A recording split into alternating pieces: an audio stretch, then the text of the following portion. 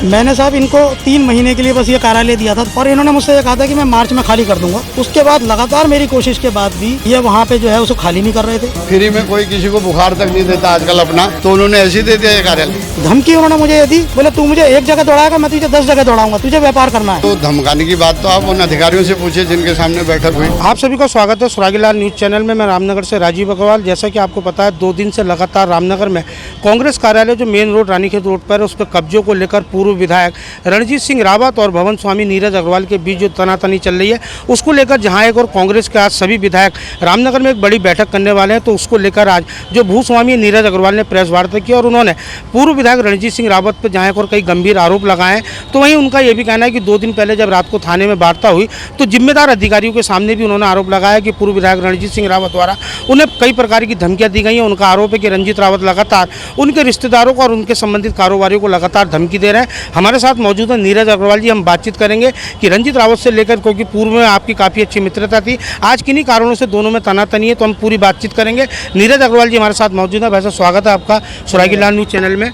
लगातार देखा जा रहा है कि 2 दिन से शहर में अराजकता का माहौल बना हुआ है और आज फिर एक बैठक हो रही है। कब्जों को लेकर किस प्रकार के आरोप हैं आपके रणजीत सिंह रावत पर?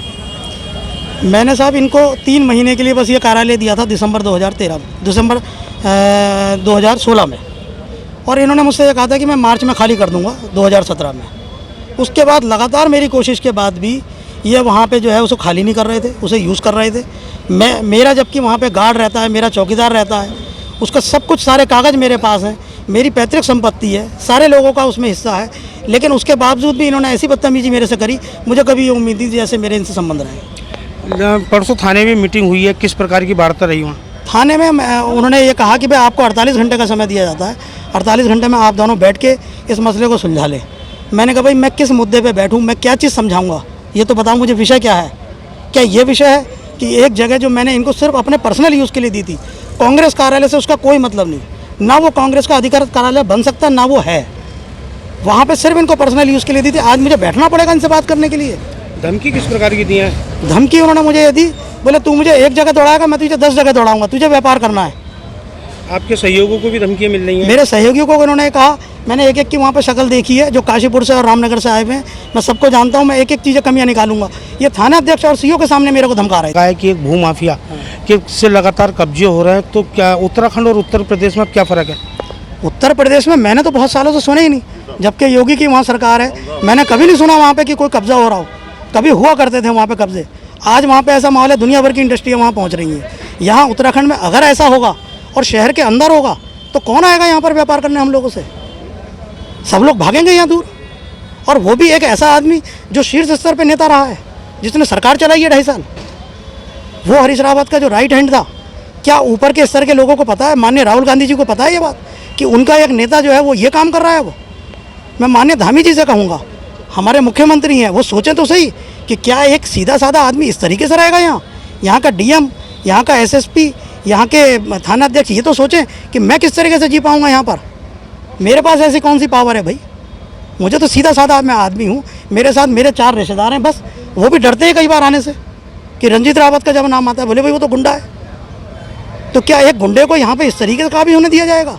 तो आपने सुना नीरज जी के क्या बयान थे? नीरज जी का खुला आरोप है कि उत्तराखंड में अब व्यापारी सेफ नहीं है, इस प्रकार के बड़े राजनेता अब ज़मीनों पर कब्जा कर रहे हैं। तो उनका ये भी कहना है कि आज उत्तराखंड जहाँ है और अनसेफ हो रहा है, तो उत्तर प्रदेश इससे ज़्यादा महफूज है कि अब लोगों को यहाँ से छोड़कर अपना कारोबार करने के लिए जाना पड़ेगा। उन्होंने कहा यदि राजनेताओं का इसी प्रकार का व्यवहार व्यापारियों के साथ रहा तो निश्चित तौर पर उत्तराखंड से पलायन अवश्य होगा। उन्होंने प्रदेश के मुख्यमंत्री और आला अधिकारियों से भी इस मामले में संज्ञान लेकर न्याय की गुहार लगाई है। जहाँ और भूस्वामी नीरज अग्रवाल ने पूर्व विधायक रणजीत सिंह रावत पर कई प्रकार के आरोप लगाए हैं और गुंडा भू माफिया तक के उन्होंने आरोप लगाए। तो उसी बातचीत को लेकर मौजूद है पूर्व विधायक रणजीत सिंह रावत जी, हम उनसे भी बातचीत करेंगे।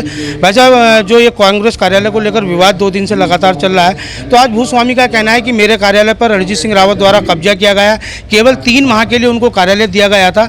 और परसों रात जो थाने में वार्ता हुई है, उन्होंने आरोप लगाया है कि पुलिस के जिम्मेदार अधिकारियों के सामने आपने उन्हें धमकाया है।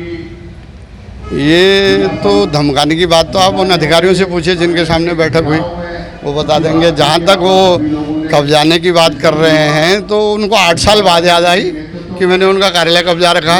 इस कार्यालय में मेरे को बिठाया किसने था? और ये दुनिया जानती है, फ्री में कोई किसी को बुखार तक नहीं देता आजकल अपना, तो उन्होंने ऐसे दे दिया ये कार्यालय।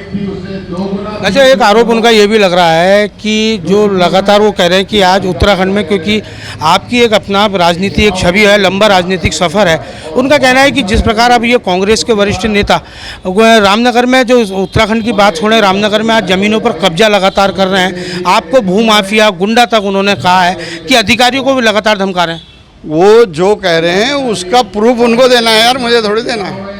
ये उनको प्रूफ देना है जो देना। और मैंने 100 की 9 कह दी कि इस कार्यालय में अगर मैं अनलीगल पोजीशन में हूं तो उन्होंने उस पर वैधानिक कार्रवाई आज तक क्यों नहीं की? क्या 8 साल तक वो सोए थे?